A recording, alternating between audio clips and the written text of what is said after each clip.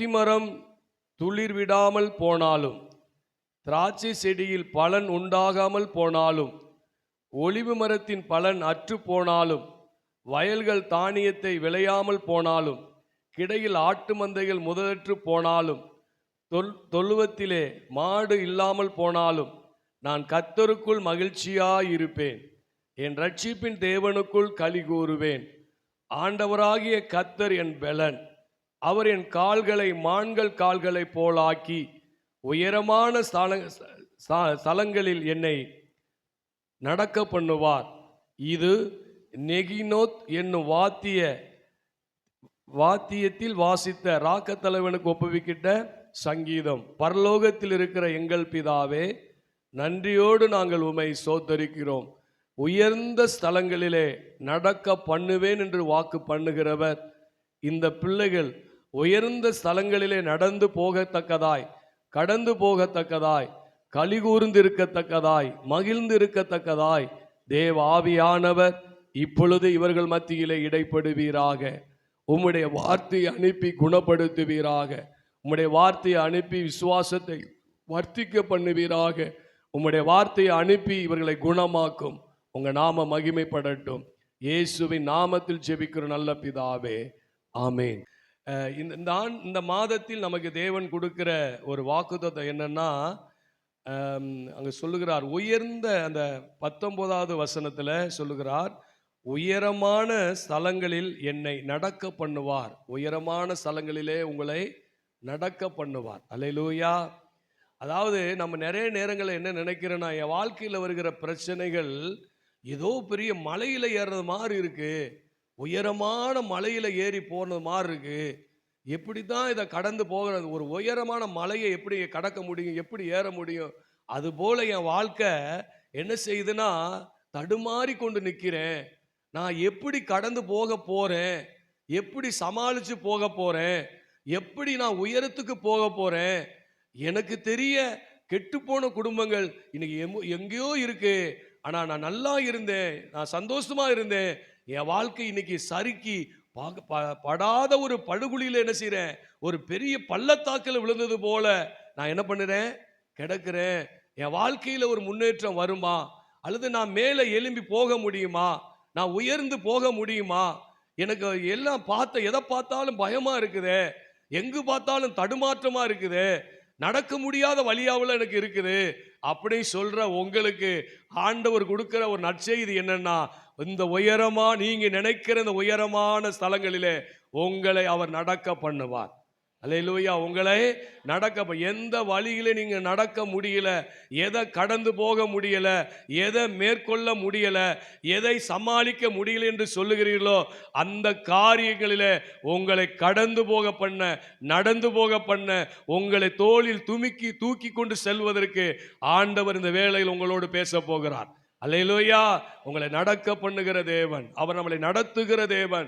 அவருக்கு செங்கடல் வந்தாலும் அதிலையும் அவர் நடத்தி கொண்டு போவார், யோர்தான் வந்தாலும் அதிலையும் நடத்தி கொண்டு போவார். அவருக்கு மலைகள் சூழப்பட்ட பகுதியா இருந்தாலும் அதிலையும் அவர் நடத்தி கொண்டு போவார். யூதயா வனாந்தரமா இருந்தாலும் அதிலையும் நடத்தி கொண்டு போவார். அல்லேலூயா. அவரால் செய்ய முடியாதது ஒன்றும், அவரால் கூடாதது ஒன்றுமே இல்லை. பக்கத்துல பார்த்து சொல்லுங்க, அவரால் கூடாது ஒன்றுமே இல்லை. அவரை உங்களை நடக்க பண்ணுவார். அல்லேலூயா. நமக்கு தடுமாற்றம் தேவையில்லை, கலக்கம் தேவையில்லை, புலம்ப வேண்டியது தேவையில்லை, குழம்ப வேண்டியதும் தேவையில்லை. நம்மளை சரியான பாதையில நம்ம மேல கண்ணை வைத்து ஆலோசனை கொடுத்து நம்ம நடக்க வேண்டிய வழியை காமித்து நம்மளை கூட்டிக் கொண்டு போகிற தேவன்.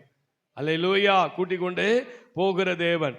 உதாரணத்துக்கு நீங்கள் பார்ப்பீர்கள் என்றால், தானியேல் அவன் ஒரு நல்ல படித்த ஒரு வாலிபன். ஏன்னா நல்ல படித்தவர்களை, ஞானிகளை நீ வேறு பிரித்து அவங்கள தனியாக கூட்டிட்டு போய் அவங்களுக்கு என்ன செய்ய, இந்த கல்தேயர் எழுத்தையெல்லாம் கற்றுக் கொடுங்க அப்படின்னு சொல்லி பிரிக்கிறாங்க. அப்போ இதை வைத்து பார்க்கும்போது தானியேல் யாருன்னா, அவன் நல்ல ஒரு படித்த ஒரு மனிதனாய் என்ன செய்ய, ஒரு வாலிபனாய் இருக்கிறான். நல்ல ஒரு திறமையான ஒரு வாலிபனாய் அவன் இருக்கிறான். அவங்க சொல்றதை வச்சு அதை பார்க்கிறோம். அப்போ அவங்கள தனித்து பிரித்து கொண்டு போய் என்ன செய்யறாங்க, கூட்டிட்டு போறாங்க. எல்லாம் அடிமையாக கூட்டிட்டு போறாங்க. இந்த அடிமையாய் போனவர்களில் ஒருவன் தான் தானியேல் ஒருவர். சரிங்களா? எல்லாம் அடிமையா போறாங்க. அப்ப தானியலுடைய வாழ்க்கையில் நினைச்சிருக்கலாம், ஐயோ இந்த நாடு மோசமான நாடு, இந்த பாபிலோன் நாடு, இந்த நேபுகாத்து நேச்சர் மோசமான ஆளு, போய் என்ன நடக்க போகுதோ ஏது நடக்க போகுதோ, என் வாழ்க்கையெல்லாம் எப்படியோ ஆகணும்னு நினைச்சேன், அதுக்காக நான் படிச்சேன், நான் உயர்ந்து போகலான்னு நினைச்சேன், ஆனா என் வாழ்க்கை இப்படி அமைஞ்சிருச்சே, இப்படி அடிமையாய் போயிட்டேனே அப்படி சொல்லி ஒருவேளை அந்த தானியலுக்குள்ள உள்ளான மனுஷுல ஒரு பதட்டங்கள் வந்திருக்கலாம். அங்க கூட போன எல்லாருக்குமே அந்த பதட்டம் வந்திருக்கும். ஆனா எல்லாரும் ஒரு அடிமையாக தான் போறாங்க. அடிமையா போறாங்கன்னா அவ்வளவுதான், அவங்க வாழ்க்கை அப்படியே முடிஞ்சு போச்சு, ஸ்டாப் ஆயிருச்சுன்னு அர்த்தம். அடிமையாயிட்ட வாழ்க்கை என்ன ஆயிருச்சு? ஸ்டாப் ஆயிருச்சு. இனி அந்த கிணத்துக்குள்ள கிடக்கிற தவளை மாதிரி அவன் ஏதாவது ஒன்று கொடுப்பான், ஏதாவது ஒன்று செஞ்சுக்கிட்டு இருக்கணும். அப்ப எப்ப மன சாவு வருதோ அன்னைக்கு போய் சேர்ந்துடும். இதுதான் ஒரு அடிமையினுடைய நிலைமை. அடிமைக்கு ஒரு வாழ்வு இருப்பான்னு சொல்ல முடியாது. ஏன்னா ஒரு வீட்டுக்கு அடிமையா போனா கூட வேலையை வாங்கி சோத்த போட்டுருவானுங்க. ஒரு நாட்டில் அடிமையா போனா என்ன நடக்க போகுதுன்னு என்ன செய்யாது, தெரியாது. ஆனா நல்லா கவனிங்க, அவனுடைய பாதை கூட உயர முடியாத ஸ்தானத்தை அடைய முடியாத பாதை தான். உயரத்தை பார்க்கக்கூடிய, கடந்து போகக்கூடிய முடியாத ஒரு பாதையில தான் தானியேல் அங்கே அந்த பாபிலோனுக்கு கடந்து போகிறார். போன இடத்துல அங்கே ஒரு காரியம் நடக்குது. யாரா அறிவாளி, யாரா நல்லா படிச்சிருக்கியான், அவனை பூரா என்ன செய்ய தன்னிச்சு பிரிச்சு அவனுக்கு இந்த நம்ம நாட்டு மொழியை கத்துக்கூடுறா அவனுக்கு அப்படி சொல்லி அங்கே அவனுக்காகவே காரியங்கள் நடக்கிறது. அல்லேலூயா. உங்களுக்கா எனக்காகவும் காரியங்களை செய்கிற தேவன், நமக்கு வழியை திறப்பதற்கு, நம்மளை உயர்ந்தமான ஸ்தானத்துக்கு கொண்டு போவதற்கு நமக்காக ஒரு வழியை திறக்கிற யெகோவா என்ன செய்யற எல்சடாயா அவர் இருக்கிறார். அல்லேலூயா. எல்சடாயா அவர் என்ன செய்யறாரு? இருக்கிறார். நமக்காக காரியங்களை செய்கிறவர் அவர். கர்த்தர் அப்படின்னா சிருஷ்டி கர்த்தர் அவர் நமக்காய் காரியங்களை உருவாக்கி நமக்கு உதவி செய்கிற ஒரு தேவன். அல்லேலூயா. அல்ல கவனிங்க. அப்ப என்ன செய்யறார் பாருங்க, அவர் பாதையில போகும்போது அங்கே ராஜாவுக்கு ஒரு சொப்பனம் வருகிறது. அவன் உயர்ந்த நிலைமைக்கு போறதுக்கு ஒரு வழியை திறக்கிறார் பாருங்க. அவன் ராஜாவுக்கு ஒரு குழப்பமான சொப்பனத்தை என்ன செய்யறாரு? கொடுக்கிறார். அந்த சொப்பனத்தை கேட்டு எல்லா ஞானிகளும் பயப்படுறான். எல்லா ஞானிகளும் என்ன செய்யறான்? திகில் அடைகிறான். ஐயோ நம்ம இப்படி வந்தோம், இப்படி வாழ்க்கையே இப்ப நமக்கு போக போகுது அப்படின்னு பயப்படுறான். எவனாலையும் சொல்ல முடியல. எல்லாரும் பயந்து நடுங்கிறாங்க. இந்த செய்தி எல்லா ஞானிகளையும் கொலை செய்யப்பட போகிறார்கள். அப்ப தானியேலும் இதுல ஒரு கொலை செய்ய போகிற நிலைமையில் இருந்தவன் தான், சரிங்களா? ஆனா கர்த்தருடைய கரம் அவன் மேல இருந்தபடியினாலே, கர்த்தரை அவன் சார்ந்திருந்தபடியினாலே கர்த்தர் அவனுக்கு என்ன செய்றார்னா அந்த ஞானத்தை கொடுக்கிறார். வெளிப்பாட்டின் வரத்தை என்ன செய்றாரு? கொடுத்து அங்கே அந்த ராஜாவுடைய சொப்பனத்துக்கு அர்த்தம் சொல்லும் போது அவன் ஒரு பிரதான ஒரு அதிபதியாய், பிரதான ஒரு மந்திரியாய் அவன் உயர்த்தப்படுகிறான். அல்லேலூயா. அவன் ஸ்தானம், அவன் வந்த பாதை அடிமை, ஆனால் அவன் கடந்து போன பாதை ஸ்தானம், உயர்வான ஸ்தானம். அவன் உயர்வான ஸ்தானத்துக்கு நேராக அவனை கொண்டு போனார். அல்லேலூயா. உயர்வான ஸ்தானத்துக்கு நேரம் என்ன செஞ்சாரு? கொண்டு போனார். அதற்கான வழிகளை திறப்பார் அவர். அதற்கான வழிகளை என்ன செய்வாரு? அவர் திறப்பார். பாருங்க, தானியேலுக்கு அந்த சொப்பனம் அவனுக்கு வரணும், அதுக்கு அர்த்தம் சொல்லணும், ஒரு வழி அங்க பிறக்குது. இப்ப உயர்வான ஸ்தானத்துல போய் இருக்கிற ஒரு அந்த மனிதனுக்கு ஒரு பிரச்சனை வருது இடையில. அவனை போராமைப்பட்டவர்கள், அவன் கூட இருக்கிறவர்கள் அவனை எப்படியாவது குற்றப்படுத்த வேண்டும் என்று சொல்லி என்ன செய்றாங்க? ஒரு சட்டத்தை ஏற்றி சிங்கத்தின் யாரு ராஜாவை தவிர வேற யாரும் வேற எந்த தெய்வத்தை என்ன செய்யக்கூடாது? கும்பிடக்கூடாதுன்னு ஒரு சட்டத்தை போட்டாத்தான் இவனை என்ன செய்யணும்? காலி பண்ணலான்னு முயற்சி பண்ணி அவங்க சட்டம் போடுறானுங்க. ராஜா கிட்ட உத்தரவு வாங்கிறாங்க. வாங்கிட்டு என்ன பண்றாங்க? இவர் அதுக்கெல்லாம் பயப்படல. நான் கர்த்தரே துதிப்பேன் அப்படி எப்பொழுதும் ஜெபிக்கிறது போல அவர் என்ன பண்றாரு? கர்த்தரை ஜெபிக்கிறார். அவர் பயப்படல. ஏனா என் கூட இருக்கிறவர் இன்னார் என்பது அவர் என்ன செய்திருக்காரு? அறிந்திருக்கிறார். நாம் ஆராதிக்கிற தேவன் எப்படிப்பட்டவர் என்பதை நீங்கள் அறிந்திருக்க வேண்டும். அல்லேலூயா. புரிந்திருக்க வேண்டும். அவர் நம்மளை காப்பாற்ற வல்லமை உள்ளவர். எவ்வளவு தண்ணிக்குள்ள போனாலும், எவ்வளவு அக்கினிக்குள்ள போனாலும், எந்த அக்கினி ஜுவாலை போட்டாலும், சிங்கத்தின் குகையில போட்டாலும் அவன் நம்மளை சேதம் ஒன்று படுத்தாது. அல்லேலூயா. எந்த சேதம் நமக்கு என்ன செய்யாது? வராது. அப்ப பாருங்க, அவன் என்ன செய்யறான்? சொன்னபடி சட்டத்தின்படி சிங்கத்தின் கெபியில கொண்டு போடுறாங்க. இவன் அதுக்கு பின்னாடிதான் எல்லாத்துக்கும் மேலான ஒரு பிரதான மந்திரியாக மாறுகிறான். அல்லேலூயா. நம்ம வாழ்க்கையில வருகிற எல்லா பிரச்சனைகளும் எல்லா தடைகளும் ஒரு முன்னேற்றத்துக்கு நேராய் வருகிறது. அல்லேலூயா. அடுத்த லெவலுக்கு நம்மளை கொண்டு போக வருகிறது. நம்மளை ராணியாக ராஜியா ராணியாக மாற்றுவதற்கு அது வருகிறது. அப்படி நாம் எடுத்துக்கொள்ள வேண்டும். அல்லேலூயா.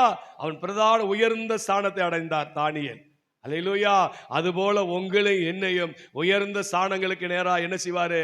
நடத்துவார். நீங்க அடுத்து பாருங்க, தாவீதுடைய வாழ்க்கையை வனாந்தர வாழ்க்கை. தாவீதுடைய வாழ்க்கை என்ன வாழ்க்கை? வனாந்திர வாழ்க்கை. அவ வாழ்க்கை பூராமே ஆட்டுக்கு பின்னாடி சிங்கங்களும் புலிகை கரடி இப்படி கொடூரமான மிருகங்கள் மத்தியிலே ஆடு மேய்க்கக்கூடிய ஆடுகளை மேய்த்து கொண்ட ஒரு வனாந்தரத்தில் அவன் வாழுகிறான். அவன் வாழ்க்கை, அவன் அபிஷேகம் பண்ணப்படுறதுக்கு முன்னாடி அவன் வாழ்க்கை வனாந்தர வாழ்க்கை. அவன் சொல்றான், அந்த வனாந்தரத்துல அந்த ஆடுகளை நீ யாரிடத்துல ஒப்பிட்டு வந்து இங்க வீராப்பு பேசிக்கிட்டு இருக்கிற அப்படின்னு கேட்கிறான். அப்ப எங்க இருக்கிறான்? வனாந்திரத்தில் இருக்கிறான் தாவீது. வனாந்திரத்தில் இருக்கிறவனுக்கு, ஆடு மேய்த்து கொண்டு இருக்கிறவனுக்கு வாழ்க்கை உண்டா? உயர்வு உண்டா? உயர்வான சாலங்களுக்கு நேரம் அவனால் கடந்து போக முடியுமா? அவன் நடந்து போக முடியுமா? நம்ம அப்படிதான் யோசிப்போம். நம்ம வாழ்க்கை எப்படியோ இருந்துச்சு, என் வாழ்க்கை சறுக்கி இப்போ வந்து பள்ளத்தில் விழுந்துட்டேன், இனிமே எப்படி நான் மேலே ஏறி மேலே போக போறேன், இனி அந்த நிலைமையை நான் எப்படி அடைய போறேன்? ஒருவேளை நீங்கள் யோசிக்கலாம், நான் ஏற்கனவே இருந்த அதே நிலைமையை நான் உயர முடியுமா? மேலே போக முடியுமா? அப்படி நீங்க யோசிக்கலாம். நல்லா சிந்தித்து பாருங்க. தானியேல் அதே பிரதான மந்திரி அதை விட மேலதான் போனான். சிங்க கெபிக்கு வந்த பின்னாடி அதை விட மேலதான் போனான். நல்லா புரிந்து கொள்ளுங்கள். அப்ப வனாந்தரத்தில் இருக்கிறேன். இன்னைக்கு என் வாழ்க்கை வனாந்தரம் ஆயிருச்சு. இனி என் வாழ்க்கையில செழிப்புக்கு வேலையே இல்லை. என் வாழ்க்கை இனிமே உயிர்ப்பிக்கிறதுக்கு எந்த வாலியுமே இல்லை. இனிமே என் வாழ்க்கையில ஒரு சந்தோஷம் வருமா? ஒரு சமாதானம் வருமா? இல்லவே இல்லை. அப்படி நீங்க நினைக்கிறீங்க. தேவனால் கூடாதது ஒன்றும் இல்லை. இதே வனாந்தர வாழ்க்கையில் இருந்த தாவீத ஆண்டவர் என்ன செய்யறார்னா, அவன் அப்பம் மூலமா கிரியை செஞ்சு ஒரு வழியை உருவாக்குறான். அபிஷேகம் பெற்றுட்டான். அபிஷேகம் பற்றி எங்கதான் இருக்கிறான்? வனாந்தரம். நான் தேவனை தேடி பார்க்கிறேன், நான் அபிஷேகம் பெற்றிருக்கிறேன், எனக்கு வேத வசனங்கள்லாம் நான் நல்லா தெரியும், ஆனாலும் என் வாழ்க்கை வனாந்தரம் இருக்கு நினைக்கிறீங்க. நமக்கு ஒரு வழியை திறக்கிற தேவன். அல்லேலூயா. அங்கே கோலியாத்தோட யுத்தம் பண்ண போகிற இடத்துல இவன் சாப்பாடை கொண்டு போனவன். அல்லேலூயா. நீங்க நினைக்கலாம், நம்ம வாழ்க்கையில எதுவுமே எதர்ச்சியா நடப்பதல்ல. நம்ம வாழ்க்கையில நடப்பதெல்லாம் ஒரு நோக்கத்துக்காக நடக்கிறது. நாம் அதை புரிந்து கொள்ளாதனாலதான் அந்த வாய்ப்புகள் எல்லாம் நம்ம தவற விட்டுட்டு உட்கார்ந்து இருக்கிறோம். அவன் பாருங்க, அவன் சாப்பாடு கொண்டுட்டு போறான். அவன் சொல்றான், இங்க வந்ததற்கு எனக்கு ஒரு முகாந்தரம் இல்லையோ? அப்ப அவன் அறிவு எப்படி இருக்கு பாருங்க. அவன் அறிவு எப்படி இருக்குன்னு அவன் சொல்றான், இயேசுவின் நாமத்துல நீ யாரா? நீ தாண்டா நாய் அடிக்கிற மாதிரி கல்லடிக்க வந்து சொல்றான். அவன் ஒரு நாய் மாதிரி அவன் நினைக்கிறேன். கோலியாத்த டோட்டல் ராணுவமே பயப்படுது, முழு சேனையும் பயப்படுது. இவன் சொல்றான், கல்ல கொண்டுகிட்டு போறான். அவன் கேட்கிறான், என்ன நாய் நினைச்சிட்டியா நீ? உன்னைய பாடுறா வெட்டி பறவைக்கு போறேன்னு சொல்றேன். அவன் சொல்றான், நீ நிந்திக்கிற இஸ்ரவேலின் தேவனு, நீ தேவனுடைய நாமத்துல நான் வருகிறேன், உன்னைய வெட்டி என்ன செய்வேன்? காக்காயும் கழுகுக்கு என்ன செய்வேன்? போடுவேன்றான். ஒரு வாய்ப்பு அங்க திறக்கப்படுது பாருங்க. இப்ப ராஜாவுக்கு அறிமுகமாகிறான். இப்ப ராஜாவுக்கு அறிமுகமானதே பெரிய பிரச்சனையே. வாழ்நாள் இப்ப எங்கதான்? இப்ப கோலியாத்தை செய்து ஒரு பதவியெல்லாம் வந்துருச்சு. 100 பேருக்கு அப்புறம் 1000 பேருக்கு ஒரு அதிபதியா மாறிட்டான். அவன் ஒரு பதவிக்கு வந்துட்டான். ராணுவத்துல பதவிக்கு வந்து அவன் வாழ்க்கையில வனாந்தரம் தான். சரிங்களா? ஐயோ, வாழ்க்கை மாறவே இல்லையே, நான் எவ்வளோ பிரயாசப்பட்டேன், முயற்சி பண்ணினேன், இப்ப ஆத்தி பூத்தி எந்திரிச்சு கொஞ்சமா அப்படின்னு வந்தேன், இப்ப மறுபடியும் எனக்கு என்னதான் ஆயிப்போச்சு? அதே வனாந்தரம், அதே வேதனை, அதே கண்ணீர், அதே கவலை. நம்ம பாருங்க, நமக்கு வந்து ஒரு செழிப்பு வந்தாவே கர்த்தரை என்ன செஞ்சிருது? மறந்துடுறது. கர்த்தரை நினைச்சு கூட என்ன செய்யறதுல? பாக்குறது இல்ல. நிறைய பேருடைய நிலைமை அதுதான்.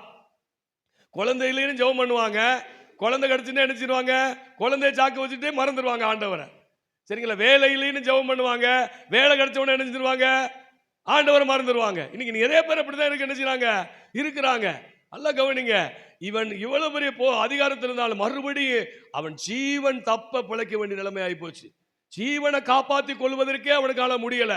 ஓடி வனாந்தரத்துல, ஒவ்வொரு வனாந்தரத்திலையும் ஓடுறான், ஒவ்வொரு குகையிலும் போய் நுழைகிறான், எங்கெங்கே போய் ஒளிகிறான். ஆனாலும் அவன் உயர்வை எந்த சவுலாலும் தடுக்க முடியல, எந்த பெலிஸ்தீனாலும் தடுக்க முடியல, எந்த மனுஷனாலும் தடுக்க முடியல. அல்லேலூயா. உங்கள் உயர்வை எந்த மனிதனாலும் தடைபடாது. எந்த மனிதனும் நீங்க போகிற வழியை அடைக்க முடியாது. நீங்க உயர போகிற உயரத்தை எவனாலேயும் அதை தடுத்து நிறுத்தி உங்களை கவுத்து விட முடியவே முடியாது. நீங்க உயர்ந்த ஸ்தானத்திலே உங்களை கர்த்தர் நடந்து போக பண்ணுவார். உங்கள் வேதனையான பாதையில் நடந்து போக பண்ணுவார். பாடுகள் நிறைந்த பாதையில் நடந்து போக பண்ணுவார். வனாந்தரமான வழிகளில் நடந்து போக பண்ணுவார். அவர் வனாந்தரத்திலே செழிக்க பண்ணுகிற தேவன், வனாந்தரத்திலே ஆறுகளை ஓடச் செய்கிற தேவன். அல்லேலூயா. உங்க வாழ்க்கையை உயர்ந்த ஸ்தானங்களுக்கு நேராக நடத்துவார். நீங்க அடுத்து ஒருத்தனை பார்த்தீங்கன்னா யோசேப்பு. அல்லேலூயா. கவனிச்சு பாருங்க, 10 பேர் கூட பிறந்தவே இல்லை. அதனாலதான் கூட பிறக்காதனாலதான் அவனுக்கு இரத்த சம்பந்தமான உறவு இல்லை. தகப்பன் ஒன்று, தாய் வேற வேற. ஆனா அவனை குழியில போட்டு சோழிய முடிக்க நினைச்சாங்க. அதே 10 பேருக்குள்ள ஒருத்தனுக்குள்ள என்ன செய்றாரு, கொல்ல பார்த்தாங்க. ஃபர்ஸ்ட் ஒருத்தனை தூண்டுறான், இவனை குழியில போட வச்சு ஆலோசனை கொடுத்தோம்னா அப்புறமா காப்பாத்தி விடலாம்னு நினைக்கிறான். அதே 10 சகோதரருக்குள்ள ஆண்டவர் கிரியை செய்கிறார். அதுக்கு பின்னாடி பாருங்க, குழியில போட்டோம்டா, இவனை குழியில போட்டோம் என்னடா கிடைக்க போகுது அப்படின்னு அங்க 2 பேருக்குள்ள எழுப்பி விடுறாரு. அவன் என்ன செய்யறான், விலைக்கு விற்கிறாங்க. அந்த நம்மளை விலைக்கு வித்துட்டாங்களே, விலைக்கு வித்ததுனாலதான் எகிப்துக்கு அதிபதியா மாறினான். நம்ம வாழ்க்கையில சில பிரச்சனைகள் நம்மளை விற்று போட்டது போல இருக்கலாம், நம்மளை கொன்று போட்டது போல இருக்கலாம், நம்ம வாழ்க்கையில எல்லாவற்றையும் இழந்தது போல இருக்கலாம். அதுதான் நம்முடைய உயர்வுக்கு அஸ்திவாரம், அதுதான் நம்முடைய உயர்வுக்கான வழிக்கான வழி. அல்லேலூயா. அவன் அங்கிருந்து என்ன செய்யறான், விற்கப்பட்டு அடிமையா போனான். அடிமையா போன இடத்துல நல்லா கவனிங்க, அடிமைக்கு வீட்டுல விசாரணை காரணமா யாரும் என்ன செய்ய மாட்டாங்க, வைக்க மாட்டாங்க. ஆனா கர்த்தருடைய கரம் சொல்லுது வசனம், யோசேப்போட இருந்தது அப்படின்னு. அவன் கரம் அவன் மேல இருந்ததுனால அவன் என்னவா ஆயிட்டான், அந்த வீட்டுக்கு விசாரணை காரணம் மாறிட்டான். ஐயோ அடிமை. நீங்க நினைக்கலாம், இந்த வீட்டுல நான் அடிமையா தான் இருக்கிறேன், இந்த வீட்டுக்கு ஏன் தான் வந்தன தெரியல, என் வாழ்க்கையில கண்ணீர் தான், என் வாழ்க்கையில கவலை தான், குழப்பம் தான், இவனிட்டு இருந்து நான் என்னத்தை அனுபவிச்சேன் அப்படின்னு சொல்ற நபர் கூட இங்க நீங்க இருக்கலாம். நல்லா கவனிங்க, அந்த வீட்டில் விசாரணைக்காரனாய் மாறினது போல எந்த இடத்தில் கொடுமை நடக்கிறதோ, எந்த இடத்துல துன்பங்கள் உங்களை சூழ்ந்திருக்கிறதோ, எந்த இடத்துல உங்களை வேதனை படித்துக் கொண்டிருக்கிறதோ, அதே இடத்துல உங்களை அதிகாரமுள்ள ஆளாய் மாற்றுவார். அல்லேலூயா. அதிகாரமுள்ள ஆளாய் மாற்றுவார். நீங்கள் துரத்தி விடப்படலாம், அல்லது தூக்கி எறியப்படலாம், அல்லது குப்பையை போல கசக்கி போடலாம். அந்த இடத்துல உங்களை ஆளுகை செய்கிற நபரா நீங்க எழும்புவீர்கள். அல்லேலூயா. நல்லா கவனிங்க. அடுத்தபடி பாருங்க, அவன் என்ன செய்றான், அங்கே வீண் பழி சுமத்தப்படுகிறான். வீண் பழி சுமத்தப்பட்டு அதோட சிறைச்சாலை வாழ்வுனா என்னது, மரணத்தின் மரணம் தான். அதோட மரணத்தோடு சோழி முடிஞ்சு வச்சு அந்த சிறைச்சாலை. ஆனாலும் தேவன் அங்கேயும் ஒரு காரியம் செய்யறாரு, அந்த சிறைச்சாலையிலையும் ஒரு உயர்வை தர்றாரு. அது மாத்திரம் இல்ல, அந்த சிறைச்சாலையிலிருந்து அவன் தேசத்தின் அதிபதியாய் மாற்றுவதற்கு தேவனே வழியை திறக்கிறார். நல்ல கவனிங்க, அங்கேயும் ஒரு சொப்பனம். கலங்குறான், ஒருத்தன்னு சொல்ல முடியல. சரிங்களா? மறந்தவனுக்கு நினைப்பு ஊட்டுகிறார். ஐயோ நான் ஒரு தப்பு பண்ணிட்டேன், அங்கே ஒருத்தர் இருந்தா அவன் ஏன் சொப்பனத்துக்கு அர்த்தம் சொன்னா உங்களுடைய அப்படின்னு சொல்லிட்டு அன்னைக்கு தான் நினைவு வருது, அதுக்கு முன்னாடி மறந்துட்டான். ஏற்ற வேளையில தேவன் நம்ம யாரையாவது நமக்காக எழுப்புவார். நமக்காக யாரையாவது எழுப்பி அந்த காரியத்தில், கடக்க முடியாத காரியத்தில், நாம் தப்பிக்க முடியாத வழிகளில் சிக்கியிருந்தாலும் அதிலிருந்து தூக்குவதற்கு அவர் வல்லமை உள்ள தேவன். அல்லேலூயா. நமக்கு தேவை விசுவாசம், கர்த்தரை சார்ந்திருக்க வேண்டும். அல்லேலூயா. அவன் நினைச்சான், அங்கே சொப்பனத்துக்கு அர்த்தம் சொல்லுகிறான். அவன் உயர்ந்த சாணத்தை, அவன் கடந்து வந்த பாதையை பாருங்க, யாரும் கடந்து போக முடியாத பாதை, யாரும் நடந்து போக முடியாத பாதை, யாரும் அதில் கடந்து போக முடியாது. அந்த செங்குத்தான பாதையில் அவன் கடந்து போகிறான். அல்லேலூயா. அவன் கடந்து போக முடியாத பாதையில் யார் நடத்தி கொண்டு போனது? கர்த்தர் தான் யோசேப்பை அதிபதியாய் மாற்றினார். அல்லேலூயா. இன்னொருத்தன் இருக்கான் பாத்தீங்க, ஒருத்தன் கிதியோன். அவன் பயந்துகிட்டு போய் மீதியானியர் வந்து அவங்க தேசத்தை அடிமைப்படுத்தி வச்சிருக்கிறாங்க, எல்லாத்தையும் கொள்ளையடிச்சுட்டு போயிடுறாங்க, எல்லாத்தையும் தூக்கிட்டு போயிடுறாங்க, எல்லாம் அப்படி பயிருக்கு. ஆனா எல்லா பேரும் போய் குகைக்குள்ள மலைக்குள்ள எல்லாத்தையும் ஒளிஞ்சு கிடக்குறாங்க. ஆனா இவன் மறைமுகமா வந்து ஞானமா செய்கிறான். கோதுமை அடிக்கக்கூடிய களஞ்சியத்துக்கு கொண்டு போகாம திராட்சரச ஆட்டக்கூடிய ஆலைக்கு கொண்டு போறான். பாருங்க, இவனை கொண்டு போறத கர்த்தர் பார்க்கிறாரு. இவன் சரியான ஆளா இருப்பான் இருக்கணும் அப்படின்னு சொல்லிட்டு என்ன செய்றாரு, அவனை என்ன செய்றாரு, உயர்ந்த ஸ்தானம், ஒரு நியாயாதிபதியாக உயர்த்துவதற்கு அவனை வழி நடத்துறாரு. அல்லேலூயா. அவனை ஏற்றுக்கொள்ள மாட்டார்கள். ஆனா பாருங்க, விக்கிரத்தோப்புலாம் அழிச்சு இது உடைச்சு போட்டுறான். உடைச்சு போட்ட பிறகு அவனை கொண்டு வா, நாங்க கொல்லணுன்றான். ஆனா நீ ஏயா அந்த பாகாலுக்காக யுத்தம் பண்ண போற, அந்த பாகால் கொல்லட்டவன அப்படின்னு சொல்றாரு. நல்லா கவனிங்க, அந்த பாகாலை எதிர்த்து நிற்கிற ஒரு துணிவை யார் கொடுத்தது? கர்த்தர். அவனை பயந்திருந்தான். பராக்கிரமசாலியே, அந்த வார்த்தை அவனை பராக்கிரமசாலியாய் மாத்தினது. அல்லேலூயா. 300 பேரை கொண்டு பெரிய சேனையை என்ன செஞ்சான், முறியடிச்சான். பாத்தீங்கன்னா இது மாதிரி நீங்க நினைக்கலாம், ஐயோ அந்த ஆள் பயங்கரமான ஆளு, அது பலத்த ஆளு, அவங்க பொல்லாதவர்கள் நீங்க நினைக்கலாம். அந்த பொல்லாதவர்களையும் ஒரு தீவட்டி ஒரு மம்பானை கொண்டு ஜெயிக்க வைக்க உங்களால முடியும். அவர் தேவனால முடியும். உங்களை ஜெயிக்க வைக்க தேவனால். மம்பான தீவட்டிங்க, கத்திவே அருவா இல்ல, ஒரு ஆயுதம் அல்ல, வேறு மம்பான ஒரு என்னது தீவட்டி. மம்பானைக்குள்ள தீவட்டி வந்துருச்சுன்னா அது என்ன செய்ய, நீங்க உங்களை வெளிச்சமாக்கிறோம். அந்த வெளிச்சம் எதிரிகளை நடுங்க வைக்கும், பொல்லாதவர்களை நடுங்க வைக்கும். அல்லேலூயா. அந்த கிதியோன் உயர்ந்த ஸ்தானத்துக்கு நேரா என்ன செஞ்சான், கடந்து போனான். இப்படி நான் ஏராளமான ஆட்கள் என்ன செய்யலாம், சொல்லிக்கொண்டே வரலாம். அல்லேலூயா. சொல்லிக்கொண்டே என்ன செய்யலாம், வரலாம். இந்த வசனம் சொல்லுது பாருங்க, ஆண்டவராகிய கர்த்தர் என் பெலன், ஆண்டவராய் கர்த்தர் என் பெலன், அவர் என் கால்களை மான்களின் கால்களை போலாக்கி அப்படிங்கிறார். என்ன காலை போலாக்கி? அவர் நம்ம காலை மாத்த, நம்ம காலை நம்ம மாத்த வேண்டியது இல்ல, அவர் மாத்துவாராம். அந்த காலை மாத்தி உயர்ந்த ஸ்தானங்களில் என்ன செய்வாரு, நடக்க பண்ணுவார். அப்படின்னா என்ன அர்த்தம் அப்படின்னு பாருங்க. மான்கள் கால்னா அது மான் அல்ல, இது மானும் அல்ல ஆடும் அல்ல, இது ஒரு மிருகம். இது என்ன செய்யுமா, இந்த மிருகங்கள் அந்த இஸ்ரேல் பகுதிகளிலே செங்குத்தான மலைகளை சரசரன் என்ன செய்யுமா, ஏறுமா. இப்படி மலைகள்ல கூட ஏறுமா அந்த ஆடு. அது இந்த செங்குத்தான மலைகள் நின்றுகிட்டு என்ன செய்யுமா, 2 ஆடு சண்டை போடுமா, 2 மிருகங்களும் சண்டை போடுமா. ஆனா கீழே என்ன செய்யாதான், விழுகாதான். அந்த பாத்தீங்கன்னா அந்த முட்டுல பாறையெல்லாம் தகர்ந்து போகுமா, இங்கிட்டு தூசி விழுகுமா, அங்கிட்டு விழுகுமா, எல்லாம் தகர்ந்து ஓடுமா, அதிர்ற மாதிரிலாம் இருக்குமா. ஆனா அது சாணத்தை அதை அப்படி ஸ்ட்ராங்கா நிக்குமா. அல்லேலூயா. ஸ்ட்ராங்கா நிச்சயமா நிற்பான். அது போல உங்க காலை என் காலை மாத்துவாராம்.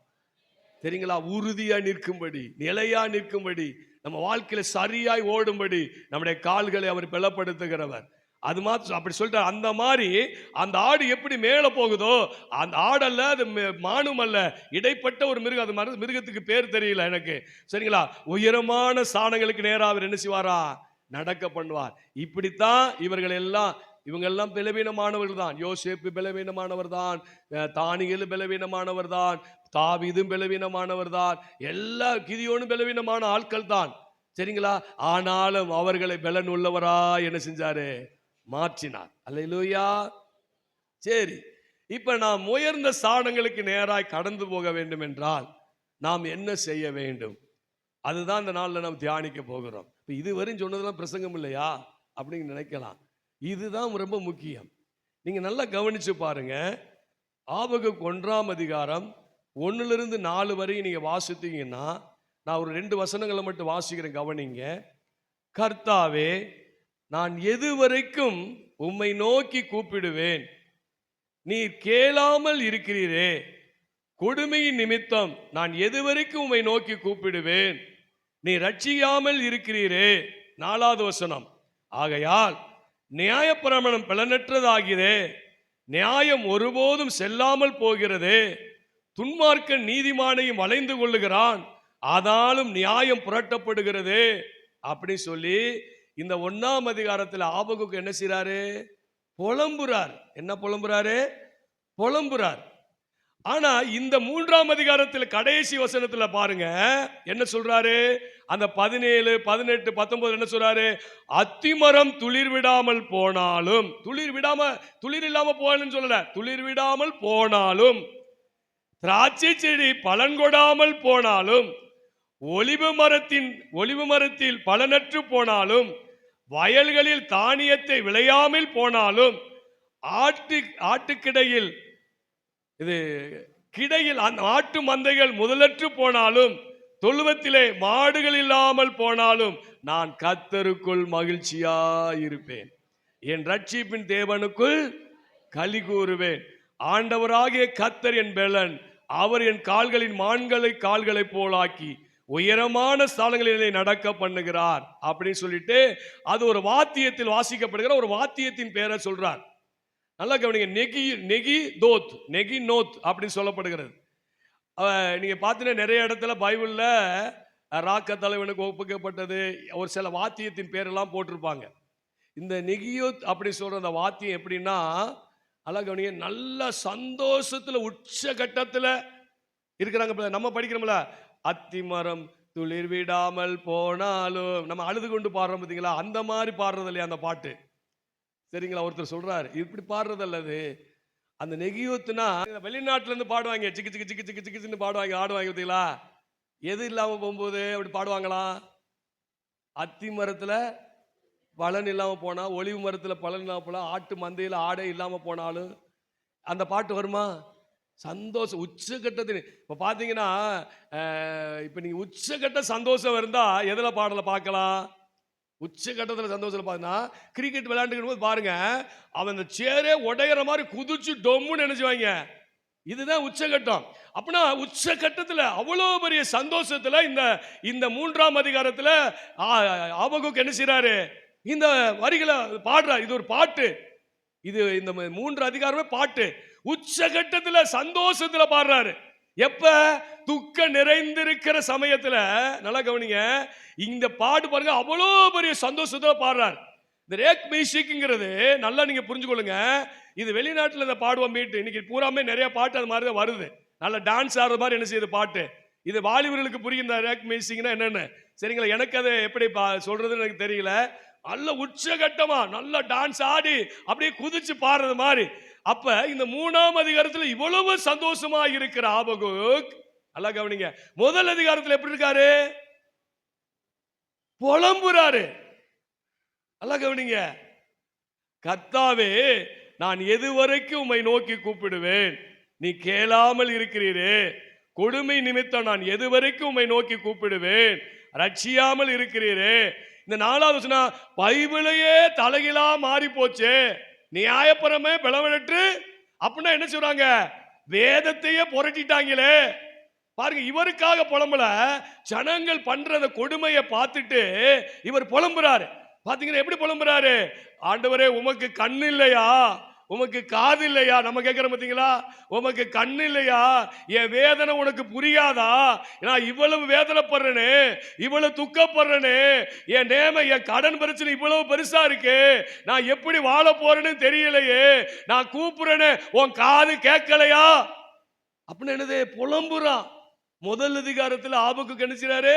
புலம்புறாரு. ஆனா 3ஆம் அதிகாரத்தில் உச்சகட்ட சந்தோஷம் எப்படி வந்துச்சு?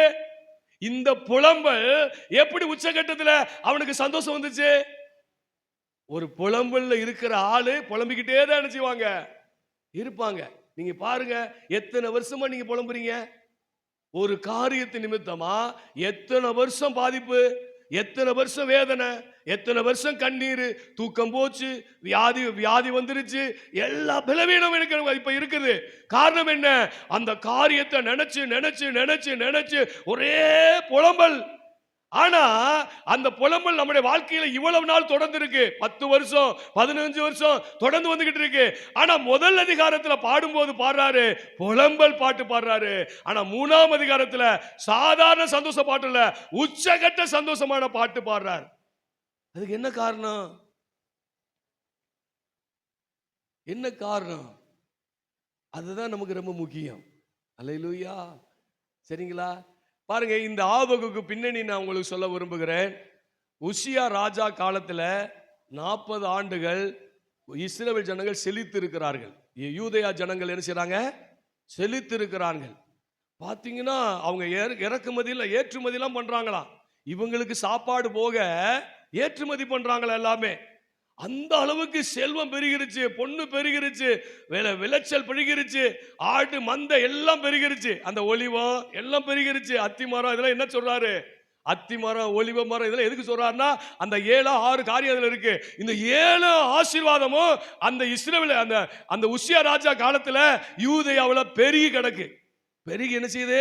சொந்த உச்சக்கட்ட சந்தோஷத்துல இருக்கிறாங்க. இப்ப இந்த உசியா ராஜா செத்த பின்னாடியும் இந்த ஜனங்கள் அந்த செழிப்பு என்ன செய்யல? குறையல. அந்த அந்த செழிப்பு என்ன செய்யல? குறையல. இதை நல்லா அனுபவிச்சுக்கிட்டு என்ன செய்யறாங்க? இருக்கிறாங்க. இப்படி அனுபவிக்கும் பொழுது ஆபகுக்கு எழும்பி பேசுகிறாரு, ஆண்டவரே, நீதிமானுக்கு துன்மார்க்கே தீங்கு செய்யறானே. பாருங்க, அந்த 1ஆம் அதிகாரத்தை வாசி பாருங்க. இப்படிலாம் இருக்கிறாங்களே, உங்க பைபிளுக்கு உங்க வேதத்துக்கு பயப்படாம வேதத்தையே புரட்டுறாங்களே அப்படி சொல்லி என்ன செய்யறாரு? புலம்புறாரு. அந்த உச்சக்கட்ட அந்த ஆசீர்வாதத்தை அவங்க அனுபவிச்சு கர்த்தரை மறந்து போய் பின்வாங்கி போயிட்டாங்க. சரிங்களா? அப்ப அவர் பேசுறாரு இந்த மாதிரி. அப்ப பேசும்போது 1ஆம் அதிகாரத்துல ஒரே புலம்பல். இதெல்லாம் பார்த்துட்டு என்ன செய்யறாரு? புலம்பல். யார மாதிரி? உங்களை மாதிரி, என்னை மாதிரி. எப்ப பார்த்தாலும் என்னதான்? புலம்பல். சரிங்களா? எப்ப பார்த்தாலும் என்னதான்? புலம்பல். 2ஆம் அதிகாரத்தை பாருங்க. 2ஆம் அதிகாரம் தான் நமக்கு சொல்ற ஒரு வார்த்தை. 1ம் 2வது வசனமும் 1வது வசனமும் 2வது வசனத்தை வாசிப்போம். நான் என் காவலிலே தரித்து அரணிலே நிலை கொண்டிருந்து அவர் எனக்கு என்ன சொல்லுவார் என்றும் அவர் என்னை கண்டிக்கும் போது நான் என்ன உத்தரவு சொல்வேன் என்றும் கவனித்து பார்ப்பேன் என்றேன். அப்பொழுது கர்த்தர் எனக்கு பிரதியுத்தரமாக, போதும் நல்லா கவனிங்க. முதல் அதிகாரத்துல புலம்புறார். 2ஆம் அதிகாரத்தில் என்ன சொல்றாரு? நான் இன்னொரு மொழிபெயர்ப்பில் வாசிக்கிறேன் பாருங்க. நான் ஒரு காவலாளியை போன்று நின்று கவனிப்பேன். கர்த்தர் என்னிடம் என்ன சொல்ல போகிறார் என்று நான் காத்திருப்பேன்.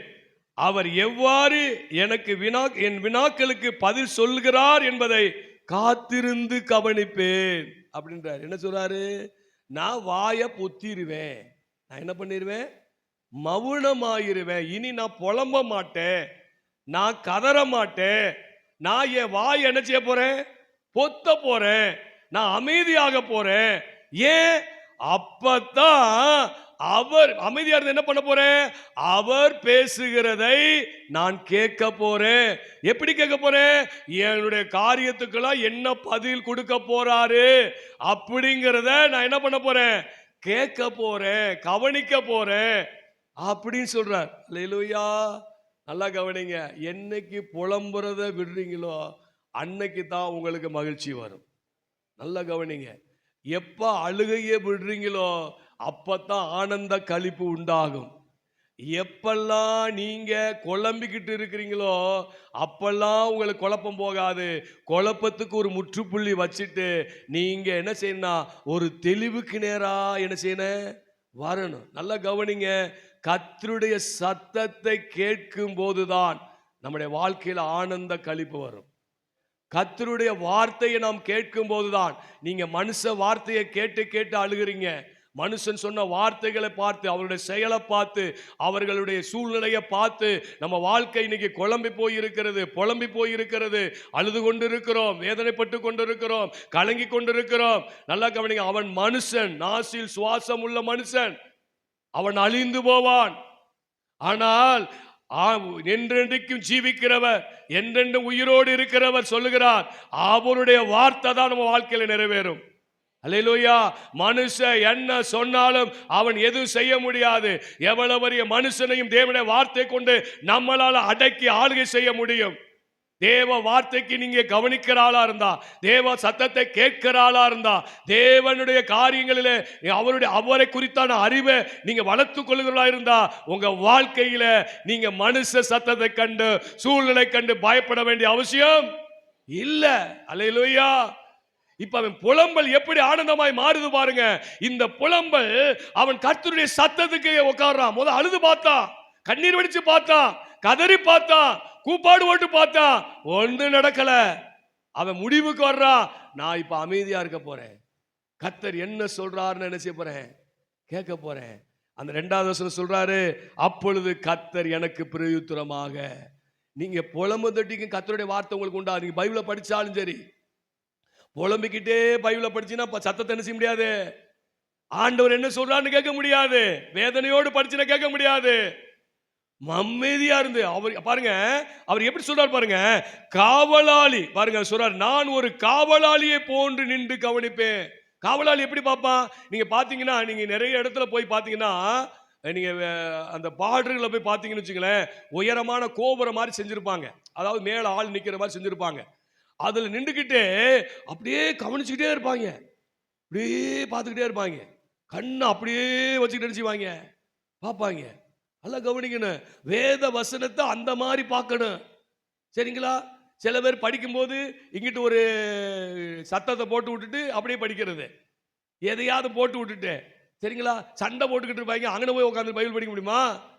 சொல்லுங்க. தேவனுடைய வார்த்தை சத்தத்தை எப்படி கேட்க முடியும்? ஒரு அமைதியான இடத்துல, ஒரு அமைதியா நம்ம இருதயம் மாறணும். அல்லேலூயா. இந்த குழப்பம் எல்லாம் மாறணும். பாருங்க, ஒரு காவலாளியை போல காவலில் நிக்கிறவன் போய் நின்றுகிட்டே பாத்தீங்கன்னா தூங்கி விழுக மாட்டேன். ஒரு இடத்துல பாத்தீங்கன்னா ஒரு போலீஸ்கார், ரயில்வே போலீஸ்கார், எஸ்ஐ நினைக்கிறேன், தண்ணியை போட்டு எண்ணெச்சிட்டாப்புல உக்காந்துட்டே இருந்தாப்புலையா, தூங்கிட்டாப்புல, துப்பாக்கி பிடிக்கிட்டு போயிட்டாங்க, வேலையே போச்சு. இன்னைக்கு 10 ரூபாய்க்கு பிச்சை எடுக்கிற நிலைமையில போயிட்டான். அப்ப காவலாளி அப்படி இருக்க மாட்டான். அவன் எப்ப பார்த்தாலும் பாருங்கண்ணா, எதிரி எங்க வர்றான், எப்படி வர்றான், என்னன்னு வர்றான், இதுல கவனமா இருப்பான். அந்த மாதிரி கர்த்தருடைய வார்த்தை என்ன செய்யணுமா, கேட்கணுமா. இப்ப இன்னைக்கு கேட்கிற மாதிரி கேட்கணுமா, தூங்கிக்கிட்டே கேட்க கூடாது, சரிங்களா? தூங்கி தூங்கி விழுந்துகிட்டே இருந்து கேட்டோம்னா என்ன தெரியும் சொல்லுங்க? இன்னைக்கு பார்த்தா ரொம்ப ஆர்வமா எல்லாரும் கேட்கறீங்க, ஒன்றும் புரியல எனக்கு. அல்ல, ரொம்ப கவனமா. சில ஆளு பார்த்தீங்கன்னா இங்க உட்காந்துருக்கு, எங்கேயாவது இருந்துக்கிட்டு என்ன செய்ய கேட்கும். அப்புறம் என்னைக்கு என்ன சொன்னோம் இன்னைக்கு, அப்புறம் எப்படி நம்ம புலம்பல் மாறும், எப்படி நம்ம துன்பம் மாறும்? கர்த்தருடைய சத்தம் நாம் பெண் மான்களை என்ன செய்யுமா, ஈனும்படி செய்யுமா, காதேஸ் வனாந்தரத்தை அதிர பண்ணுமா. ஏன் உங்க பூகம்பத்தை ஓய்க்க அவரால் முடியாதா? உங்க வேதனையை மாத்த அவரால் முடியாதா? சொல்லுங்க. செங்கடலை 2ஆ பிளக்கிறது ஒரு வார்த்தை, சரிங்களா?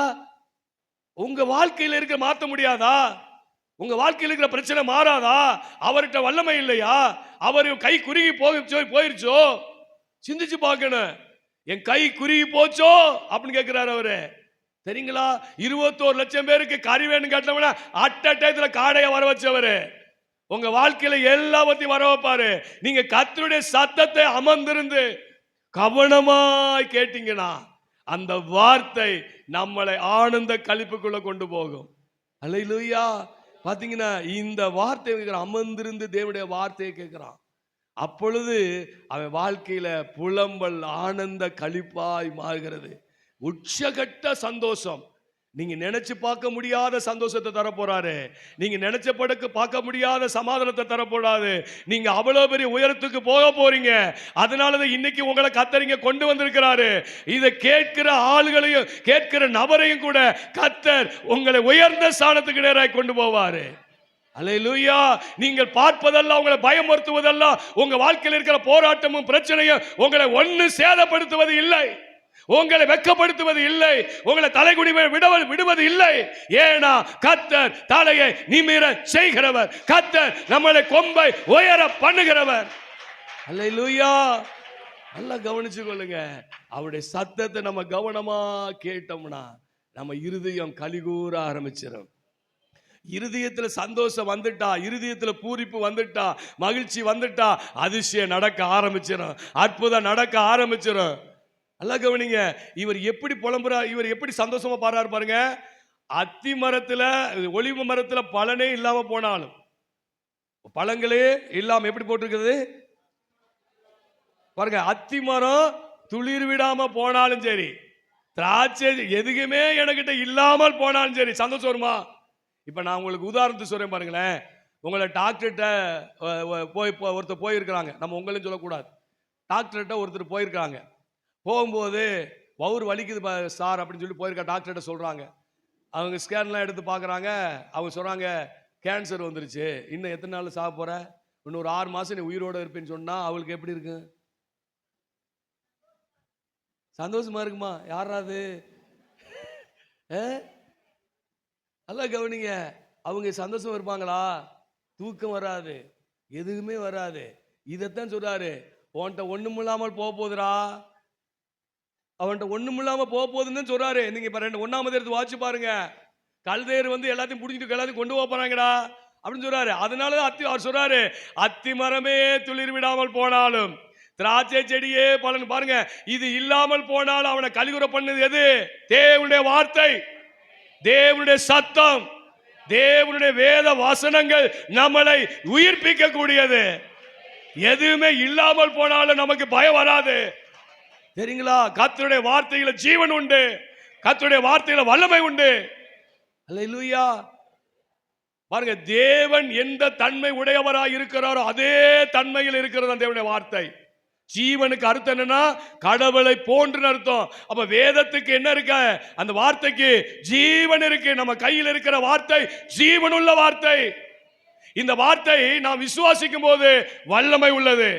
நான் எப்ப விசுவாசிக்க ஆரம்பிக்கிறேனோ அப்ப அது காரியங்களை செய்ய ஆரம்பிக்க, அதனுடைய வல்லமையை வெளிப்படுத்தும். அல்லேலூயா. அப்ப நான் விசுவாசித்தா நான் என்ன சொல்லணும்? இங்க இருக்கிற தேவனுடைய வார்த்தையை இருபுறம் கருக்குள்ள பட்டயம், 2 வாயுள்ள பட்டயம் அர்த்தம். அப்படின்னா என்ன? இது தேவனுடைய வாயிலிருந்து வந்த வார்த்தை. இந்த வார்த்தையை என் வாயில நான் சொல்லும் போது அது அப்படியே வெளிப்படும். தேவ வல்லமையை பார்க்கலாம். அதுதான் அதிசயங்களை நடப்பிக்கும், அற்புதங்களை நடப்பிக்கும். என் வாழ்க்கையில இருதயம் பூரிக்க ஆரம்பிச்சிடும். அல்லேலூயா. இந்த கலிகூறுதல் தான் இந்த ஆபகுக்கு 3ஆம் அதிகாரத்தில் வந்திருக்கு. பாருங்க, அதுல கலிகூறும்போது சொல்ற பாருங்க, நான் கர்த்தருக்குள் மகிழ்ச்சியா இருப்பேன் அப்படி சொல்லிட்டு சொல்றாரு. இப்ப பாருங்க, எல்லாமே இல்லாம போனா என் ஆண்டவருக்கு என்ன பேர் சொல்லுவோம்? எல்லாம். இப்ப உங்க தேவை இருக்கு, உங்க தேவைகளை சந்திக்கணும்னா என்ன நாமத்தை சொல்லணும்? பாத்தீங்கன்னா, யெகோவா ரப்பானா சுகம் தருகிற தேவன், யெகோவா ருபைக்கானா பரிகாரியாகிய தேவன், யெகோவா ஈரேனா எல்லாவற்றையும் பார்த்து கொள்வார். இப்ப அத்தி மரம் துளிர் விடாம போகுது, திராட்சை செடி பலன் கொடாம போகுது, ஒலிவ மரத்துல பலனற்று போகுது, ஆடு தானியம்லாம் இல்லாம போகுது. அப்ப என்ன சொல்லணும்? யெகோவா ஈரேன்னு சொல்லணும். யெகோவா ஈரே எல்லாத்தையும் பார்த்துக்கிறாரு. அப்படித்தானே துதிக்கணும். இங்க பாருங்க என்ன துதிக்கிறான்னு, என் ரட்சிப்பின் தேவனுக்குள் களி கூறுவேன். என் ரட்சிப்பின் அப்படின்னு என்ன அர்த்தம்? நல்லா கவனிங்க.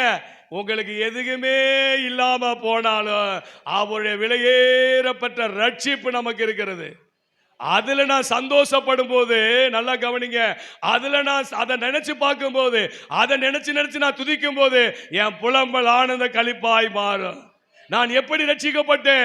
இயேசு கிறிஸ்துவின் விலையேறப்பட்ட இரத்தத்தினால நான் எப்படி ரட்சிக்கப்பட்டேன்? சிலுவை பாடின் மூலமாக நான் எப்படி ரட்சிக்கப்பட்டேன்? சிலுவையிலே அவர் என் அக்கிரமங்களுக்காய் நொறுக்கப்பட்டதுனால நான் எப்படி ரட்சிக்கப்பட்டேன்? அவர் என் மீறுதலுக்காக காயப்பட்டதுனால எனக்கு சமாதானத்தை உண்டு பண்ணுகிற ஆக்கினையை அவர் சிலுவையிலே அடைந்தார். என் ரட்சகர், எனக்கு ரட்சகர், எனக்கு என்னுடைய அவமானம், என்னுடைய நிந்தை, என்னுடைய வேதனை, என்னுடைய வியாதி எல்லாத்தையும் சிலுவையிலே சுமந்து தீர்த்து முடிச்சார். அந்த ரட்சகரை நான் களி கூறுவேன்.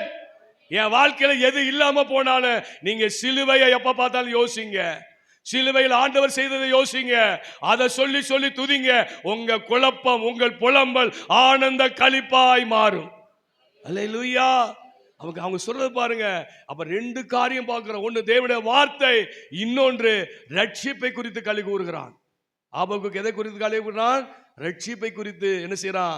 களி கூறுகிறான். நல்லா புரிந்து கொள்ளுங்கள். உங்களுடைய வாழ்க்கையில, என்னுடைய வாழ்க்கையில நம்ம சந்தோஷம் அடைய வேண்டும் என்றால், மகிழ்ச்சி அடைய வேண்டும் என்றால், இந்த தேவனுடைய வார்த்தையை ஒரு காவலாளி போல எல்லாம் அமைதியா நம்ம வாயை திறந்து பேசாதபடி, அதான் சொல்லுவேன், போய் விண்ணப்பம் பண்ணிக்கிட்டு இருக்காதீங்க. நல்ல ஆண்டவரை துதிங்க. ஆண்டவரை துதிச்சுட்டு எசப்பா என் கூட என்ன பண்ணுங்க, பேசுங்கன்னு அமைதியா என்ன பண்ணுங்க, அமர்ந்துருங்க. அவர் உங்களோடு பேசுவார் பாருங்க. அந்த வார்த்தை, அந்த ஆலோசனை தான் நம்மளை சரியான பாதையில நடத்தி உயர்ந்த ஸ்தானத்துக்கு நேராய் கொண்டு போகும். அல்லேலூயா. அதனால சொல்ல, நான் உண்மையில கண்ணை வைத்து உனக்கு நான் என்ன செய்வேன், ஆலோசனை சொல்லுவேன். அவர் சொல்லுவாரு, நமக்கு அறியாதது எட்டாதமான காரியங்களை செய்யக்கூடியவர் அவர். அல்லேலூயா. அவர் ஆலோசனை நமக்கு நல்ல பாதைகளை காட்டி நம்மளை நடத்துகிற தேவன். அதனால கவனிச்சு கொள்ளுங்க. அவர் நல்ல ஆலோசனைகள் தேவனுடைய வார்த்தையில் தான் வரும், தேவனுடைய ஊழியக்காரனுடைய வாயிலிருந்து வரும். நம்ம மனிதன், சாதாரண மனிதன் அதை சொல்லிட்டான் இதை சொல்லிட்டான் போட்டு குழம்பிட்டு கூடாது. அப்ப நம்ம என்ன கவனிக்கிறோன்னா, உங்களுடைய வாழ்க்கையில என்னுடைய வாழ்க்கையில நம்ம உச்சகட்டமான ஒரு கலிதுகுழுக்குள்ள போகணும்னா முதல்ல புலம்புறதை நிறுத்தணும். இன்னைக்கு என்ன கற்றுக்கொண்டோம்? புலம்பலை நிறுத்தணும். அல்லேலூயா. ரெண்டாவது என்ன செய்யணும்? நாம் அமர்ந்திருந்து தேவனுடைய வார்த்தை என்ன செய்யணும்? கேட்கணும், அந்த வாசிக்கணும். அதையே நம்முடைய என்ன செய்யணும்? யோசனையாக இருக்கணும். அப்படி இருக்கும் பொழுது மூன்றாவது நான் சொன்னேன், அவர் ரட்சிப்பை குறித்து நாம் மேன்மை பாராட்ட வேண்டும். எனக்கு கிடைச்ச அந்த ரட்சிப்பை குறித்து என்ன செய்யணும்? நீங்க நினைக்கலாம், நான் ஏதோ சர்ச்சில் வந்து உட்காந்துருக்கேன். அல்ல, அது நல்லா புரிஞ்சு கொள்ளுங்க. வெளியில இருக்கிற ஆளெல்லாம் நரகத்துக்கு போக போறாங்க. உங்களுக்கு எனக்கு நித்திய ஜீவனை பாக்கியமா தந்தார். இன்னைக்கு நான் செத்தாலும் பரலோகம் போவேன். நமக்கு அப்படிப்பட்ட ஒரு பாக்கியம். இன்னைக்கு செத்தால் எனக்கு மரணம் இல்லை, நான் உயிரோடு வாழுவேன். ஆனா அவனுக்கு அப்படி அல்ல, உலகத்தில் இருக்கிறவங்களுக்கு அப்படி அல்ல. இன்னைக்கு செத்தாலும் அவங்க நரகத்துக்கு போய் அவங்க வாழ்நாளெல்லாம் மரணம் தான், வேதனை தான், கண்ணீர் தான். இன்னைக்கு இந்த உலகத்தில் எனக்கு வேதனை இருக்கலாம், துன்பங்கள் இருக்கலாம். ஆனால் நான் மரிப்பேன் என்றால் நான் எங்கே இருப்பேன்? பரலோகத்தில் இருப்பேன். அதை குறித்து கலங்கவே கூடாது. ஆனால் இந்த உலகத்தில் நான் நல்லா இருக்குன்னு நினைச்சோம்னா வேத வார்த்தையை கவனமாக கேளுங்கள், அறிக்கை செய்யுங்கள். அதை விட சிலுவையை எப்ப பாருங்க, உங்க புலம்பலை மாத்திட்டு இயேசுவினுடைய ஜெயத்தை பேசுங்கள், சிலுவையின் வெற்றியை பேசுங்கள், சிலுவையில் தேவன் செய்த காரியங்களை பேசுங்கள். உங்க வாழ்க்கை ஆனந்த களிப்பாய் மாறும். அல்லேலூயா. ஆனந்த களிப்பாய் என்ன செய்வாரு? மாற்றுவார். கர்த்தர் தாமே உங்களை உயர்ந்த ஸ்தானங்களுக்கு நேராக கடந்து போக பண்ணுவாராக. அல்லேலூயா. இன்னும் பேசினா கேட்கணும் போல உங்களுக்கு தோணலாம். ஆனா நல்லா கவனிங்க, வேதம் தான் நமக்கு வாழ்வு, வேத வசனம் தான் நமக்கு ரொம்ப ஜீவனை தரும். வேத வசனம், உபவாச ஜெபமோ நம்ம ஜெபம் பண்ணுங்க, விண்ணப்பம் பண்றதுனாலே ஒன்றும் ஆக போறதில்ல. வேத வசனம் நம்மளோட வாழ்க்கையில இன்னைக்கு கிறிஸ்தவர்களுக்கு வேத வசனமே தெரியல, வேத புத்தகத்தை திறக்கிறதே இல்லை. ஏன்னா இதுல தான் நம்முடைய வாழ்க்கையில ஆலோசனைகள் இருக்கு, இதுல தான் நமக்கு வழிகாட்டக்கூடிய வழிமுறைகள் இருக்கிறது. அன்பானவர்களே, வேத வசனத்தை வாசிக்கவும், அதையே அறிக்கை பண்ணவும், தேவ சத்தத்தை கேட்கவும், அதையே நான் விசுவாசிக்கவும் செயல்படுத்துவேன் என்றால் என் வாழ்க்கை ஆனந்தமா எப்பொழுதும் இருக்கும். எவ்வளவு பெரிய புலம்பல்ல நீங்கள் இருந்தாலும் உச்சகட்ட சந்தோஷத்துக்குள்ள கொண்டு போயிடுவார். எவ்வளவு பெரிய குழப்பத்தில் நீங்கள் கடந்தாலும் உச்சகட்ட தெளிவுக்கு நேராக கொண்டு போவார். எவ்வளவு பெரிய படும் பள்ளத்தாக்கில் நீங்க கடந்து உங்க வாழ்க்கை கடந்தாலும் உயர்ந்த ஸ்தானங்களுக்கு நேராக உங்களை கொண்டு போவார். அல்லேலூயா. அதனால் ரெண்டாம் மூன்று நல்லாவது கருங்க, வேத வசனம் மாத்திரமல்ல, சிலுவை தான் நமக்கு சிந்தனையில ஓடி வர வேண்டும். நம்மளுடைய பாடுகள் மத்தியில சிலுவை வர வேண்டும், நம்முடைய வேதனை மத்தியில சிலுவை வர வேண்டும், நம்முடைய துக்கத்தின் மத்தியில சிலுவை வர வேண்டும். என் துக்கத்துக்காக அவர் துக்கமானார், என் பாடுகளுக்காக அவர் பாடுபட்டார், என்னுடைய அவமானத்துக்காக அவர் அவமானப்பட்டார், என்னுடைய தரித்திரத்துக்காக அவர் தரித்திரப்பட்டார். இதையே நீங்க சொல்லுங்க, மனசு சந்தோஷம் அடையும். இருதயம் களி கூர்ந்துச்சுன்னா அற்புதம் பார்ப்பீங்க. இருதயம் கலிகூறும்படியான வார்த்தைகளை கேளுங்கள், இருதயம் கலிகூறும்படியான சத்தத்தை கேளுங்கள், இருதயம் கலிகூறும்படியான காரியங்களை நீங்க செய்யுங்கள். அப்பதான் வருவீங்க. எப்ப பார்த்தாலும் வேதனை கொண்டு வருகிற காரியத்தை யோசிக்காதீர்கள், வேதனை சொல்லுகிற மனிதனை பார்த்து சொல்ற வார்த்தைகளை கேளாதீர்கள், அதையே நினைச்சுக்கிட்டு இருக்காதீங்க. அந்த காத்து இந்த காதுல வாங்கி இந்த காதுல விட்டுருங்க. அவருடைய வார்த்தையை நல்லா பிடிச்சுக்கிறீங்க. அவருடைய ரட்சிப்பின் சந்தோஷத்துல களி கூறுங்க. கர்த்தர் உங்கள் புலம்பலை ஆனந்த களிப்பாய் மாற்றுவார். அல்லேலூயா. புலம்பலை ஆனந்த களிப்பாக்கினி புது பாடல்களை என் நாவில் தந்தி. புலம்பலை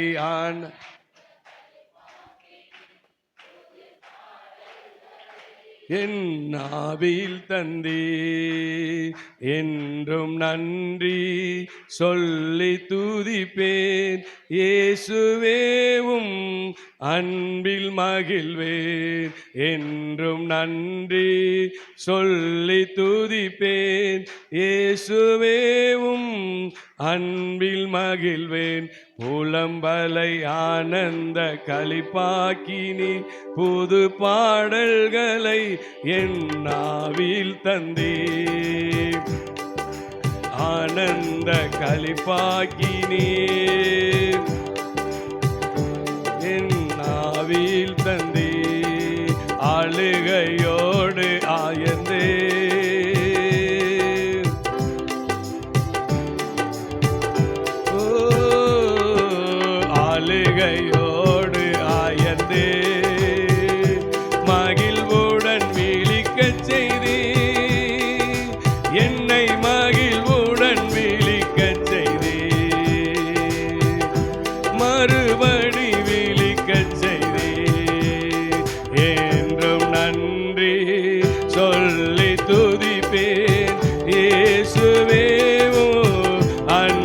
மகிழ்வேன். என்றும் நன்றி சொல்லி துதிப்பேன். இயேசுவே உம் அன்பில் மகிழ்வேன். புலம்பலை ஆனந்த களிப்பாக்கி நீர் புது பாடல்களை என் நாவில் தந்தீர். புலம்பலை ஆனந்த களிப்பாக்கி நீர் புது பாடல்களை என் நாவில் தந்தீர். மாறாதவும் தயவா என்னையும் வாழ வைத்தீர். மாறாதவும் தயவா என்னையும் வாழ வைத்தீர். என்னையும் வாழ வைத்தீர். என்னையும் வாழ வைத்தீர். என்றும் நன்றி சொல்லி துதிப்பேன். இயேசுவே உம் அன்பில் மகிழ்வேன். என்றும் நன்றி சொல்லி துதிப்பேன். இயேசுவே உம் அன்பில் மகிழ்வேன். புலம்பலை ஆனந்த களிப்பாக்கி நீர் போது என் நாவில் தந்தீர். புலம்பலை ஆனந்த களிப்பாக்கி நீர் புது பாடல்களை என் நாவில் தந்தீர். சந்தோஷ கீதங்களை என் நாவில் தந்தீரையா. சந்தோஷ கீதங்களை என் நாவில் தந்தீரையா. ஐயா என் நாவில் தந்தீரையா.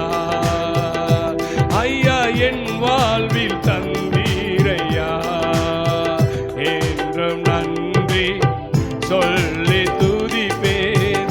இயேசுவே உம் அன்பில் மகிழ்வேன். என்றும் நன்றி சொல்லி துதிப்பேன். இயேசுவே உம் அன்பில் மகிழ்வேன். புலம்பலை ஆனந்த புது பாடல்களை நாவில் தந்தீர். புலம்பலை ஆனந்த களிப்பாக்கி நீர் புது பாடல்களை என் நாவில் தந்தீர். கைதூக்கி எடுத்தீரே.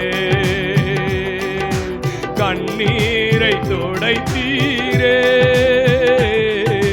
கைதூக்கி எடுத்தீரே. கண்ணீரை துடைத்தீரே. எங்க கண்ணீரை துடைத்தீரே. எங்க கண்ணீரை துடைத்தீரே. என்றும் நன்றி சொல்லி துதிப்பேன். இயேசுவே உம் அன்பில் மகிழ்வேன். என்றும் நன்றி சொல்லி துதிப்பேன். இயேசுவே உம் அன்பில் மகிழ்வேன். புலம்பலை ஆனந்த களிப்பாக்கி நீர் புது பாடல்களை என் நாவில் தந்தீர். தகப்பனே, இந்த இடத்தில் புலம்பலோடு கண்ணீரோடு ஆண்டவரே சமாதானத்தை இழந்து சந்தோஷத்தை இழந்து வந்திருக்கிற பிள்ளைகளுக்காய் ஜெபிக்கிறேன். ஆண்டவரே, தாவீதுடைய வாழ்க்கையில உயர்ந்த ஸ்தலத்தில் நடந்து போக பண்ணினீர். எத்தனையோ பாடுகள், எத்தனையோ வேதனைகள், துன்பத்தின் பாதைகளை நடந்து ஆனந்த களிப்பாவுடைய வாழ்க்கையை மாற்றின தேவன் இங்க வந்திருக்கிற பிள்ளையுடைய வாழ்வை உயர பண்ணுவீராக. உயரத்தை எட்டும்படி செய்வீராக. ஆண்டவரை இவளை அழைத்த நோக்கம், ரட்சித்த நோக்கத்தை நிறைவேற்றுவீராக. தகப்பனே, உம்முடைய வார்த்தையை பிடித்து கொண்டு உண்மையே சார்ந்து புலம்பலை ஆனந்த களிப்பாய் மாற்றுகிற அந்த தேவ கிருபை இவர்கள் மேல கடந்து வருவதாக, தேவனுடைய வல்லமை இவர்கள் மேல கடந்து வருவதாக. இவருடைய வாழ்க்கையில் இருக்கிற கண்ணீருக்கு ஒரு முற்றுப்புள்ளி உண்டாகட்டும், புலம்பலுக்கு ஒரு முற்றுப்புள்ளி உண்டாகட்டும். இவருடைய வாழ்க்கை செழிப்படைவதாக, இவருடைய வாழ்க்கை உயர்ந்த ஸ்தானத்தில் கடந்து வருவதாக, இவருடைய வாழ்க்கையில ஆண்டவரே மனமகிழ்ச்சி உண்டாவதாக, இவருடைய வாழ்க்கையில சமாதானம் பெருகுவதாக. இவர்கள் பார்த்து பயந்து நடுங்கின காரியங்களுக்கு மாறுதலாய் ஆண்டவரே மகிழ்ச்சியும் சமாதானமும் சந்தோஷமும் உண்டாகிற வழிகள் இயேசுவின் நாமத்திலே இவர்கள் ஒவ்வொருவருக்கும் திறப்பதாக. கர்த்தர் ஒவ்வொருவரையும் சாட்சியாய் நிறுத்தும். அடுத்த மாசத்தில் இவர்கள் சாட்சி சொல்லத்தக்கதாய் கர்த்தருடைய அற்புதங்களையும் அதிசயங்களை கண்டு இவருடைய இருதயங்கள் அதிசயப்பட்டு பூரிப்பதாக. உங்க நாம மகிமைப்படட்டும். இயேசுவின் நாமத்தில் ஜெபிக்கிற நல்ல பிதாவே, ஆமென்.